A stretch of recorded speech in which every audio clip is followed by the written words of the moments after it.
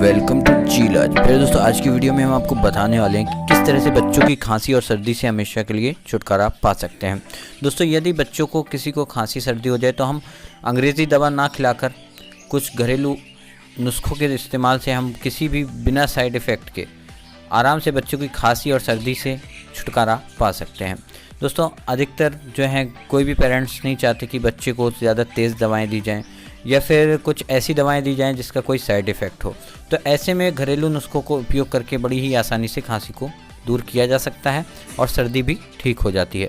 तो प्यारे दोस्तों, अगर आप हमारे चैनल पर नए हैं, हम आपके लिए अच्छी से अच्छी वीडियो लेकर आते हैं, तो प्लीज़ वीडियो से नीचे एक रेड कलर का सब्सक्राइब बटन दिखाई दे रहा होगा, उसे ज़रूर दबा दें और वीडियो को लाइक भी कर दें, जिससे सजेस्ट हो के जो लोग परेशान हैं इस समस्या को लेकर उन तक भी ये वीडियो पहुंच सके। ये आधा चम्मच तुलसी का रस आपको लेना है। पत्तों को पीसकर इसका रस आपको निचोड़कर इस तरह से निकाल कर, और उसके बाद दोस्तों ये दूसरी जो सामग्री है ये है शहद। दोस्तों शहद आपको कितनी क्वांटिटी में लेना है वो भी आपको बहुत ध्यान से देखना होगा। तो शहद आपको याद रखें दोस्तों, प्योर ही शहद का आपको इसमें इस्तेमाल करना है और आधा चम्मच आपको शहद इसमें मिला लेना है। उसके बाद इसे खाने का जो तरीका है वो भी हम आपको बताएंगे कि किस समय बच्चे को ये चटाना है या किस समय इसे खिलाना है। इस तरह से आपको इसमें मिला लेना है। मिलाने के बाद दोस्तों जब तक ये दोनों आपस में मिक्स ना हो जाए तब तक इसे इस तरह से आपस में मिलाते रहना है। जैसे कि हम आपको दिखा रहे हैं, सेम इसी प्रोसेस से आपको मिला लेना है तुलसी के रस में शहद को।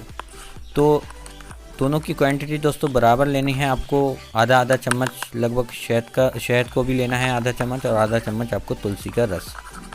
और जब ये पूरी तरह मिल जाए, जैसे कि दोस्तों हमें लगता है कि अब ये पूरी तरह मिल चुका है, उसके बाद आपको इसकी जो देनी है दोस्तों, डाइट कितनी देनी है आपको याद रखना है कि ये आपको रोज़ सुबह, अगर बच्चा ज़्यादा छोटा है जितना पी सके उसे उतना पिला सकते हैं। अगर बच्चा थोड़ा बड़ा है तो इसे पूरी मात्रा में इसे दें, पूरा 1 चम्मच इसे दे दें।